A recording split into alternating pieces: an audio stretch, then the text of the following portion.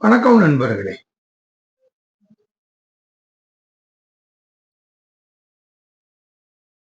செங்கோன்மைங்கிற அதிகாரத்தை பார்த்துட்டு இருக்கோம்.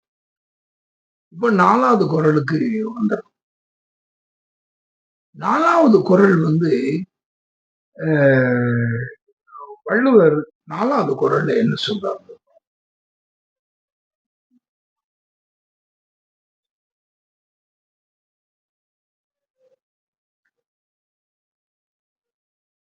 குடி தழீஇ கோலோச்சும் மாநில மன்னன் அடி தழீஇ நிற்கும் உலகு. உலகு வந்து ஒரு மன்னனுடைய அடியை தழுவி நிற்குது அப்படின்னா சும்மா இல்ல. சும்மா அவர் வந்து நிறைய ஆர்மியை வச்சிருக்காரு. அவர் வந்து நம்மள வந்து அடிச்சு கொன்றுவாரு அப்படிங்கிறதுக்காகவா? இந்த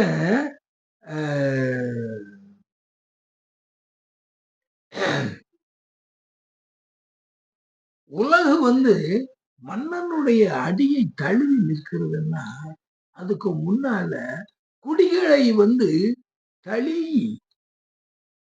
அந்த குடிகள் வந்து விருப்பத்திற்கு ஏற்ப குடிகளை வந்து அரவணைத்து அவங்க வந்து அவர்களை தழுவி அவர்களுக்கு வேண்டியதை செய்யக்கூடிய குடி தழீ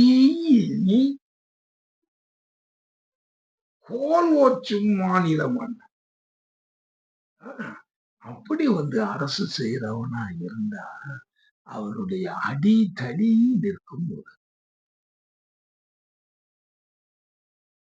அவன் வந்து அரவணைக்கணும். அவனுடைய அடி தொழுவான். இந்த உலகம் அப்படி இருந்தாதான் இப்படி நடக்கும். அதுக்காக அவர் சொல்றார்,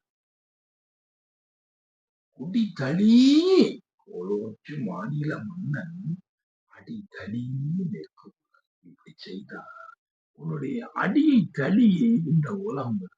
இன்னைக்கு வந்து யாரு அப்படி அந்த மாதிரி வந்து எந்த மன்னர் அல்லது எந்த மந்திரி இவங்கெல்லாம் இருக்காங்க? இல்லையே. யாராவது குடி தளி ஜஸ்ட் ரிஜெக்ட் தானே பண்றாங்க. எந்த மக்களை வந்து தளியை அவர்கள் ஆற தளியை மக்களை வந்து அவங்க வந்து என்னைக்கு அரவணைச்சவங்க கொண்டு போயிருக்காங்க. பக்கத்துக்கு போனாச்சுன்னா செக்யூரிட்டிக்காக வந்து நீங்க பாதுகாத்துக்கிறது மட்டும் இருக்கட்டும், ஒண்ணும் இல்லை.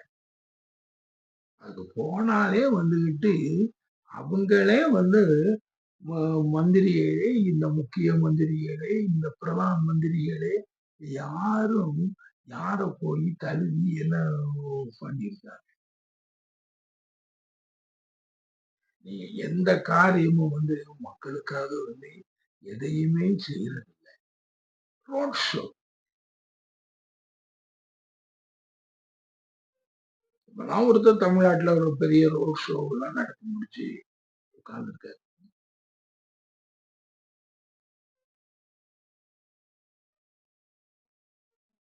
அப்போ இது இருந்ததுன்னா அந்த மக்கள் வந்து உங்களை வந்து அடிதொழுத்து நிற்பார்கள்னு வள்ளுவர் சொல்றார். எவ்வளவு பெரிய உண்மை.